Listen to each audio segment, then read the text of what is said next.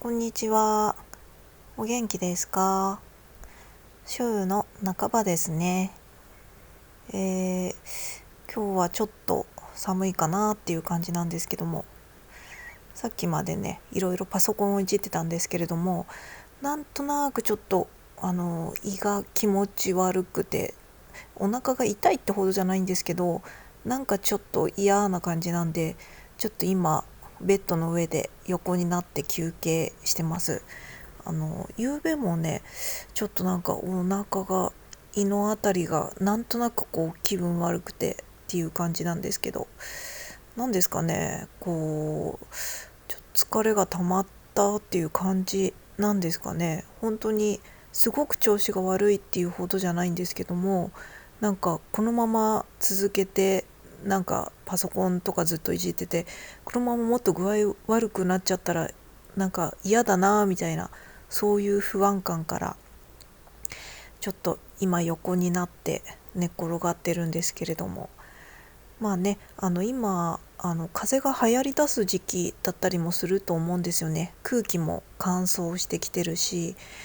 だから胃がちょっと気持ち悪いっていうのも単純に胃腸が弱っている、疲労で胃腸が弱ってんのか、もしかしたらなんか風邪とかウイルスとかが少し入ってて、それでちょっと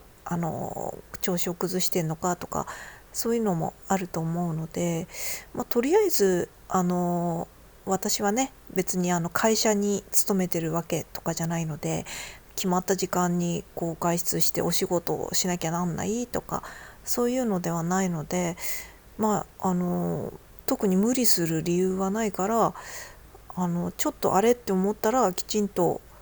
休んで、それでちょっと具合が良くなったら何かを頑張るみたいな感じがいいかななんて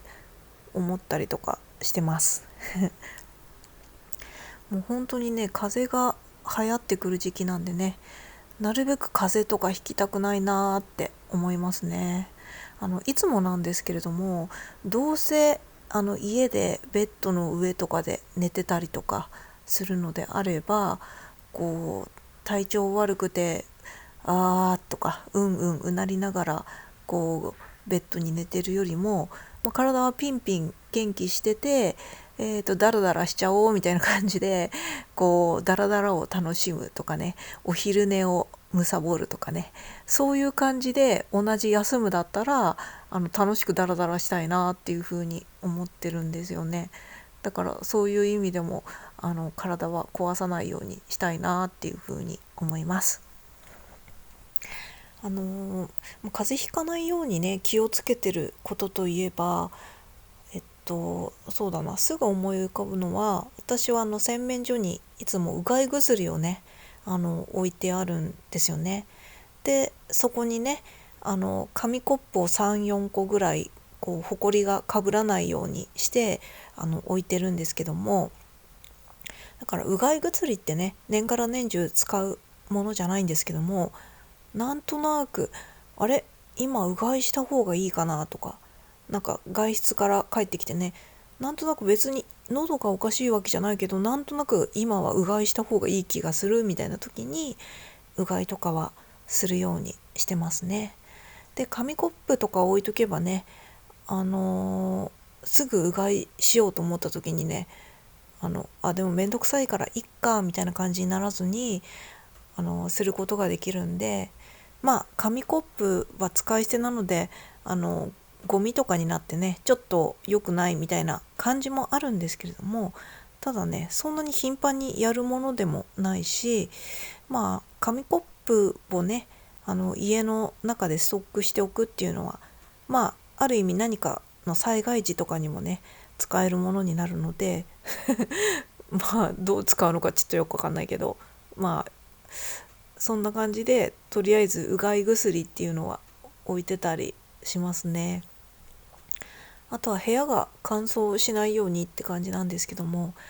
加湿器とか私は持ってなくて、洗濯物干すようにしてますね乾燥してきたら。でそんな年がら年中洗濯物ないっしょって思うかもしれないですけども、意外に結構ありますね。シーツとかもう洗ったりとかするし、そうそう、なんか洗うものあるかなと思えば何かしらあるっていう感じなので、結構洗濯物干すとか、あとは本当に何もない時は濡れタオルを干しとくとか、そんな感じにしてますね。今もこうお家の中で室内干し洗濯物を干してるんですけれども、結構生乾きとかになるとね、雑菌が繁殖して匂いの原因になったりとかするんですけども、今年はね、サーキュレーターを一緒につけるようにしてるので、今日ね結構寒いんで、暖房もエアコンの暖房も入れてるんですけども、同時にサーキュレーターも回してて、洗濯物干してる時にはね、洗濯物に当たるようにこうサーキュレーター回してるんで、乾きもね良くなると思うので、あんまりね雑菌が繁殖しないように洗濯物も乾いてくれるといいなっていう感じです。でサーキュレーターなんだけど、やっぱりね暖房効率を上げるために、空気を攪拌させるために使ってるんですけれども、このサーキュレーター去年の夏に買ったので、去年の冬にはねもうこのサーキュレーターあったんだけどね、去年の冬はなんとなく使わなかったんですよね。暖房をかけてる時、使った方がいいっていうのは知ってたんですけれども、なんとなくこうその風がね自分に当たると、それはそれでなんか嫌だなっていうか寒そうだなっていう、そういう印象があって、使った方がいいのかもしれないけど、なんとなく使わないまま冬が終わっちゃったんですけども、今年はねふとサーキュレーター別に自分の体に当たらないように、天井の方というか結構上側に向けて別にサーキュレーター回しとけばいいじゃんっていうことに今更ながら気づいて、それでこう斜め上に首の角度を設定して、それで左右に振るようにしてるので、結構ねサーキュレーターは天井方面上に向かって風を送ってる感じに今なってます。暖房のね暖かい空気は上に行って、冷たい空気が下に来るっていうあれじゃないですか、冷たい空気と暖かい空気って。なので暖かい空気がこのサーキュレーターによって天井の方に行ってる暖かい空気が攪拌されて、部屋全体が効率よく暖かくなってると、いいなっていう感じなんですけれども、実際サーキュレーター回してみたらやっぱりちょっと暖かいかもしんないなって思いましたね。去年も使えばよかったって思いました。おそらくねサーキュレーター使った方がエアコンの電気代もね抑えられてるんじゃないかなって思います。サーキュレーター自体もね省エネタイプというか電気代そんなにかかんないタイプのいいやつなので、そうそう、去年の冬も使えばよかったんですけどね。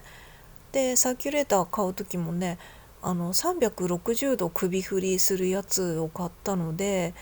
だから真上とかにもね風が送れて、本当に首振り360度にしといてよかったなって思いました。今はね自分に当たるのが嫌だから、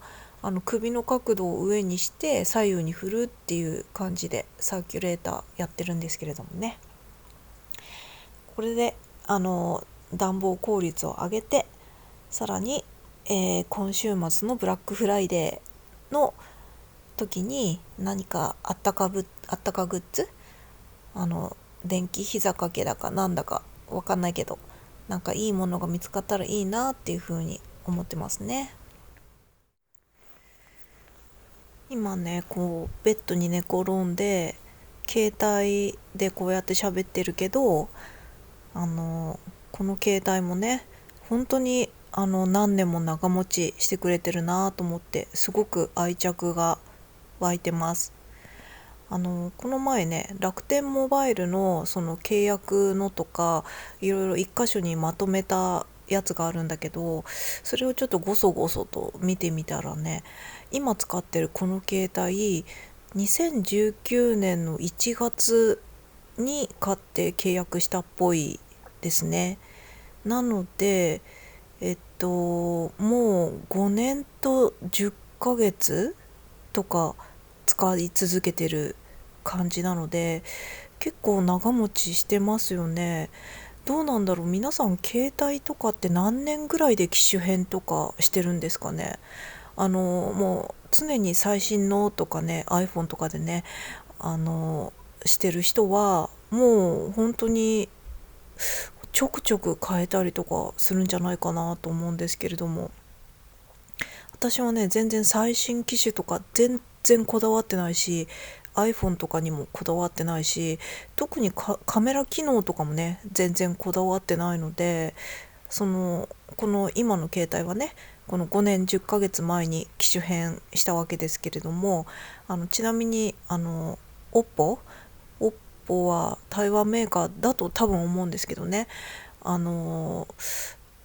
当時なんで機種変したかっていうと、それまで使ってた携帯がね、あのちょっと調子悪くなっちゃって、ちょっと壊れたっぽかったから、全く使えないってほどでもなかったんですけども、ちょっとやばいなと思って、完全におかしくなる前に機種変して新しい携帯にしなきゃと思って、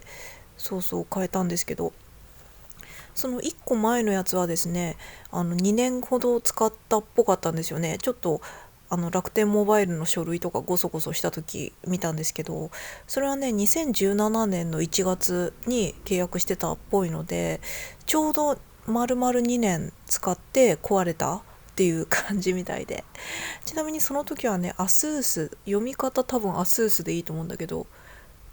中国メーカーかな、アスースを使ってて、2年ほどでおかしくなったっていう感じです。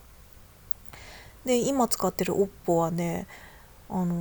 とにかくそのデータ容量とかがすごく大きいのが気に入ってこれ買ったんですけど、これにしたんですけど、本当にね、もう5年10ヶ月使ってるわけでしょ。で今時の携帯に比べればね、多分カメラとかね、いろんな部分が最新のとは違うっていうのはあんのかもしれないけど、結構私にとっては十分だし、そのメモリとかね、データ容量がたくさんあって、さらにこの画面が大きめが欲しかったんでね、 YouTube とか見るのにね。なのでこれは本当に機能的にもシンプルだし、容量が大きくて本当に長持ちもしてくれてね、ありがたいなって思ってます。でなんならこの携帯一体いつまで使えるのかっていう感じでね、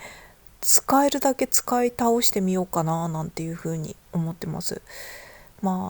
今ね特に私収入が全然ないところなので、先月初めてね7万円ほど収入が得れたところだったので、今月、収入がそもそもあるかどうかもわからない、ちょっとはあるとは思うんですけども、全然生活費とかを賄えるようなレベルじゃないかもしれないので、そんな状況でね、貯金切り崩し生活の私にとってはこの携帯がね壊れずにずっと長持ちしてくれてるっていうのは本当にありがたいし、で私もねこんなに長持ちするなんて一体どこまで使えるんだろうみたいな、そういうのやってみたい気もするので、ずっと使い続けていきたいなと思います。でね、この携帯長持ちしてるのもそうなんですけど、めちゃめちゃ使ってるんですよね。 YouTube とか見まくってるし、この私のチャンネルのね映像を撮ってるのもこの携帯なんですよ。でもちろんね iPhone とかのいいカメラと違って、画質っていうのはねそんなにいいわけじゃないかもしれないですけど、別にね私は喋りメインのチャンネルだと思ってるんで、映像はおまけみたいなもんなんでね、画質はこれで十分っしょっていう風に思ってますので、そうそう、だからねこの携帯は本当にもうめちゃめちゃ活躍してくれてますね。ありがたいことです。いつか買い替えの時期がねちょっと壊れちゃったりとかするのが来るんだろうなとは思うんですけど、せめて私が人並みにね毎月生活費以上のお金をねコンスタントに毎月収入が得られるようになるまではできたらね持ってほしいなって思いますね。なので月収14万円が目標なんですけれども、毎月ちゃんと14万円収入が得れるように、もう貯金なんかできなくてもいいです。とりあえず毎月出てっちゃうお金と同じ分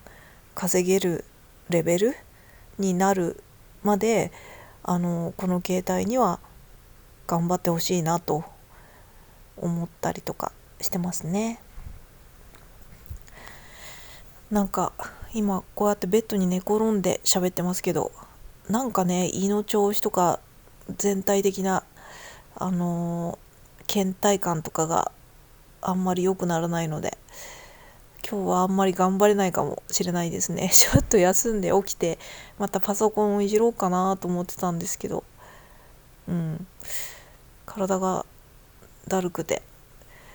今日はね料理とかもするのがちょっとめんどくさいから、そうですね、なんかさっきぼーっと考えてたんですけど、親子丼にしちゃおうかななんて思ったりとかしました。親子丼はね料理の中では私の中で一番簡単っていうか、工数とかねそういうのが楽かなっていうものなんですけど、親子丼っていうか私の場合はちょっと手抜きの親子丼なのかもしれないですけど、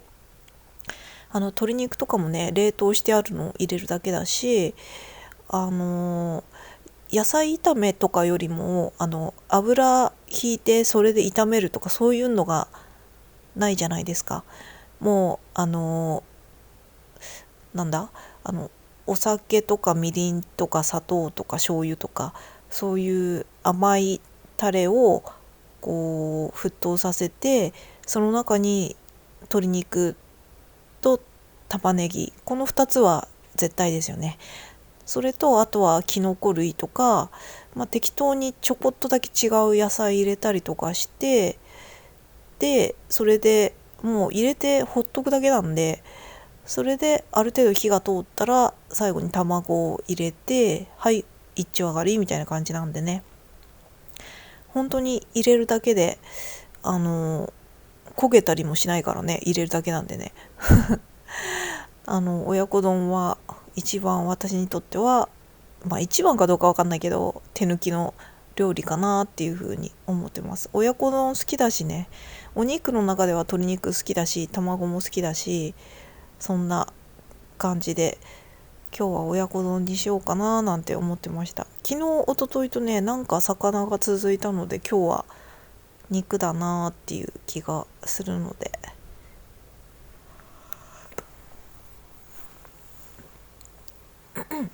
なんか今日はこの後もしかしたらアマプラの海外ドラマでも見ようかななんてちょっと思ってます。もう今日はねもういいやみたいな気分がしてきた。ちょっともう休みたいかもっていう。もしあれだったら夜また頑張ればいっかみたいな感じで。そういえばアマプラの海外ドラマとか最近ここ数ヶ月全然見てないんですよね。ヤングシェルドンをずっと好きで見てたんですけども、それもちょっと見るの止まっちゃって、だから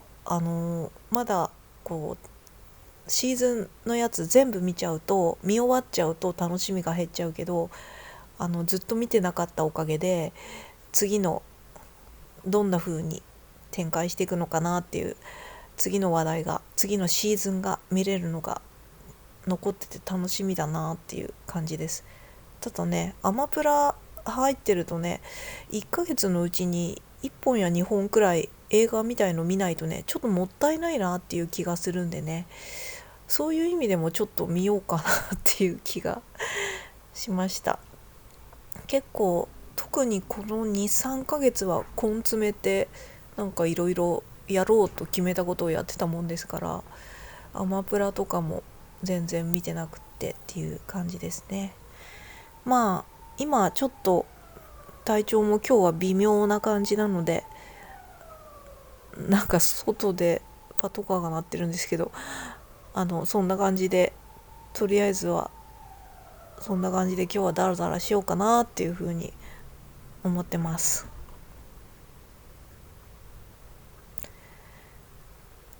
ちょっとちょっと眠くなってきたかも。寝ないけど。そんな感じで皆さんも体調には気をつけてください。風邪もね、流行る季節になってますので。それではまた。